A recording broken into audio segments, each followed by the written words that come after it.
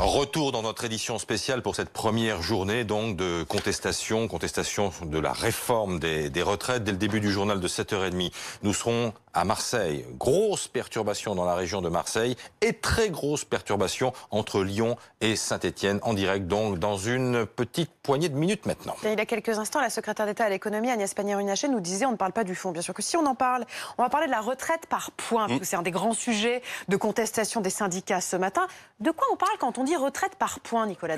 Un système où on ne cumule plus des annuités de cotisation, mais on cumule des points en cotisant toute sa vie. C'est exactement l'architecture actuellement des retraites complémentaires à Agirc Arrco.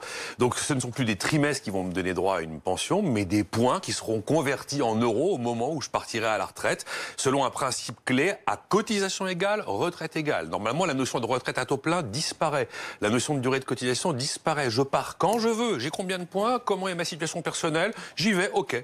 Alors après, mettre un âge à 62 ans, c'est pas aberrant.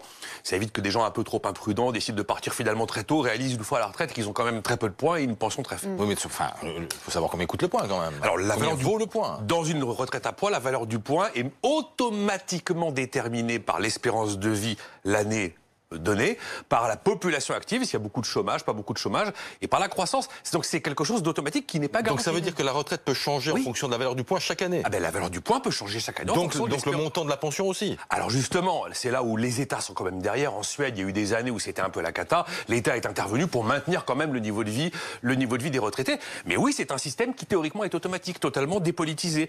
Et alors la réforme de Levoy a prévu un prix plancher pour le point. C'est 55 centimes pour 10 € cotisés, le plancher en 2025 en théorie, d'après ce qu'on nous avait dit au début. Ça ferait donc 5,50 € de pension pour 100 € cotisés. Tout ça indexé quand même sur les prix, sur l'inflation, et avec une pension minimum, vous le savez, de 1 000 € pour une carrière complète. Notamment, c'est une très bonne nouvelle pour les agriculteurs, ça. Bon, mais pourquoi est-ce qu'on parle de retraite universelle alors? Le principe, c'est d'avoir un seul régime pour tout le monde, pour appliquer ce fameux principe à cotisation égale, retraite égale, et tenir cette soi-disant grande promesse d'équité.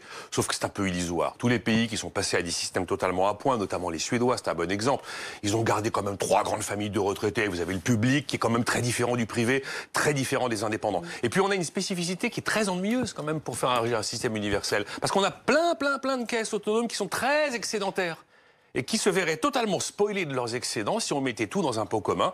Et là, ce serait quand même un hold-up à plus de 100 milliards d'euros. Merci Nicolas.